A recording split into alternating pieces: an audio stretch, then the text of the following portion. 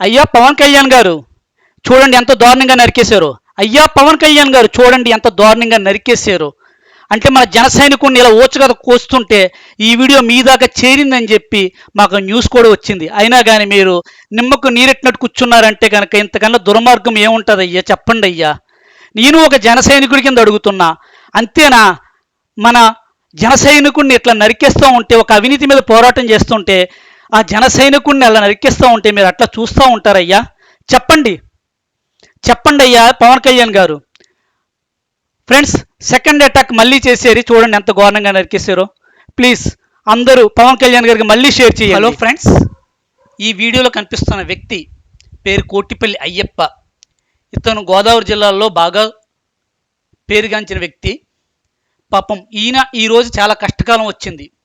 ఈయన మీద 2 సార్లు అటాక్ జరిగింది. ఎవరు చేశారు అంటే కనుక ఆ ఊరికి సంబంధించిన భూపతి రాజు, అట్లాగే అతికాల శ్రీను.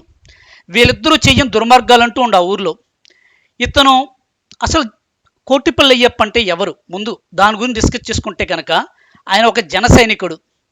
ఆ జన సైనికుడు పవన్ కళ్యాణ్ గారు గెలవడం కోసం 200 ఆర్టికల్స్ రాసేది. అలాగే నాగేంద్రబాబు గారి మీద, పవన్ కళ్యాణ్ గారు, అట్లాగే వాళ్ళ అన్నయ్య చిరంజీవి గారి మీద, ఆయన దాన ధర్మాలు, ఆయన వ్యక్తిగతం మీద ఒక 20 ఆర్టికల్స్ చిరంజీవి గారి మీద రాసేది.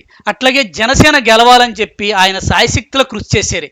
అట్లాంటి జనసైనికుడికి ఈ రోజున ఎంత కష్టం వచ్చింది అంటే కనుక అసలు 2 సార్లు కరెక్ట్గా పెళ్లి 10 రోజుల ముందు ఈ అతికాల శ్రీను అట్లాగే భూపతి రాజు వీళ్ళిద్దరూ కలిసి ఇంటి మీద అటాక్ చేయించారు. కరెక్ట్గా మ్యారేజ్ 10 రోజుల ముందు అందనగా చెడగొట్టడానికి ఇంటి మీద అటాక్ చేయించి ఒక 100 మందిని తీసుకొచ్చి వాళ్ళకి తాగుడు పోయిచ్చి బిర్యానీ పొట్టనాలు ఇచ్చి ఇంటి మీద అటాక్ చేస్తే ఆ తాగిన తిమ్మిరిలో బీరువాలు, అద్దాలు అన్నీ పగలగొట్టి ఆ టైంలో 60 నుంచి 80 కాసులు బంగారం దొబ్బేసేరి.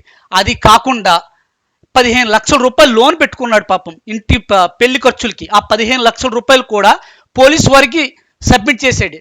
అయినా కానీ ఆ 15 లక్షల రూపాయలు అట్లాగే సెల్ ఫోను అన్నీ పట్టిపోయారు. కానీ పోలీసు వారు ఇందులో ఏ రకంగానూ సాయం చేయాల. ఇంకొక చెప్పుకోతగ్గ విషయం ఏమిటంటే ఈయన మన కందులు దుర్గేష్ గారికి వీరాభిమాని. కందులు దుర్గేష్ గారు నగ్గాలని చెప్పి నిద్రాహారాలు మానేసి రోడ్డు మీద తిరిగి ఎన్నో సేవా కార్యక్రమాల్లో అట్లాగే ఆయన ఎలక్షన్ క్యాంపెయిన్లో ఎంత కష్టపడ్డాడంటే అంత కష్టపడ్డాడు. కానీ ఈరోజు జన సైనికుడికి ఇంత కష్టం వస్తాయి కనుక ఆయన ఆదరించే నాదుడు లేకుండా పోయాడు. రేపొద్దున ఇదే కష్టం కోటిపల్లి అయ్యప్పకు వచ్చింది, రేపొద్దున మనకు వస్తుంది. ఇది ఏంటి అసలు ఇంత దుర్మార్గం? కాకపోతే కనుక ఈ అటాక్ చేసిన భూపతి రాజు, అతికాల శ్రీను అధికార పార్టీ వ్యక్తులే, అందులో డౌట్ ఏమీ లేదు.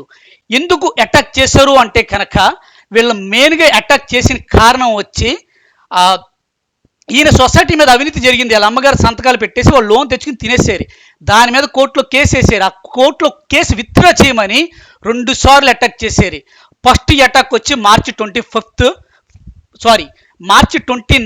2025 కరెక్ట్గా మ్యారేజ్కి 2 రోజుల ముందు. ఈ దరిద్రులు ఇంకొక ఏదో పని ఏం చేశారంటే మ్యారేజ్ చెడగొట్టేయడానికి అమ్మాయి తల్లిదండ్రుల దగ్గరికి వెళ్ళి సాయశక్తిలో ట్రై చేశారు. కాకపోతే ఆ దేవుడు కరుణించి పెళ్లి మాత్రం చేశారు. ఈ పెళ్లికి మాత్రం కందులు దుర్గేష్ గారు కూడా అటెండ్ అయ్యారు. కందులు దుర్గేష్ గారు అభయం ఇచ్చారు. కాకపోతే ఏంటంటే కొన్ని అధికార పార్టీలో ఉండటం వల్ల, కూటమి వ్యక్తులు ఉండడం వల్ల ఆయన ఏమీ చేయలేకపోతున్నారు. ఆయన చాలా కష్టపడుతున్నారు. కానీ ఈరోజు జనసైనికుడికి అంటే ఈరోజు నరికేసి చంపేస్తారు వీళ్ళు, నాకు అర్థం కావట్లా. ఇట్లా కత్తులతో అటాక్ చేసేస్తున్నారు. ఇంట్లో బంగారం, పెళ్లి, పట్టు చీరలు అన్నీ పట్టిపోయారు. ఇవన్నీ చేసేది ఏంటంటే భూపతి రాజు, అలాగే అతిగాల సీను. ఈ భూపతి రాజు రవి వర్మ అసలు ఏం చేస్తాడు అంటే కనుక ఈయన సిద్ధహస్తుడు. రేప్ కేసులు పెట్టించడం, ఇంటి మీదకు ఒక 100 మందిని పంపించడం, అట్లాగే ST/SC కేసులు పెట్టిస్తాడు. మెయిన్ ఈయన సిద్ధహస్తుడు ఎందుకంటే ST/SC కేసులు.